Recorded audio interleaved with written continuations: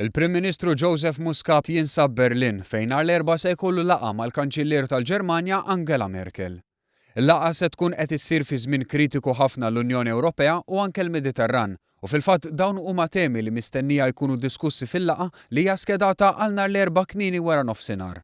Fil-fatt iż-żewġ mexxejja se jiddiskutu ż-żona euro, anke fid-dawl tar-rebħa tal-Partit Syriza fil-Greċja u d-diskussjoni dwar x'għandha tkun it-triq il quddiem fil-konfront tal-pajjiż mifni bid-dejn. U għafat magħruf li ż-żewġ naħat jemmnu f'dixxiplina fiskali, għalkemm il-Prim Ministru Malti dejjem saħaq ukoll fuq il-flessibilità. L-immigrazzjoni illegali u s-sitwazzjoni fil-Lvant tal-Ewropa huma wkoll fuq l-aġenda tad-diskussjoni.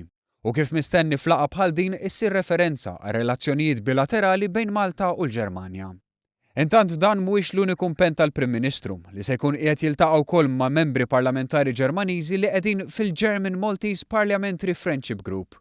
L-impenji tal-Prim Ministru mistennija jagħlqu b'lecture fiċ-ċentru Friedrich Ebert Stiftung, fondazzjoni politika Ġermaniża li tħaddan il-valuri soċjal-demokratiċi permezz tal-edukazzjoni, ir-riċerka u l-kooperazzjoni internazzjonali.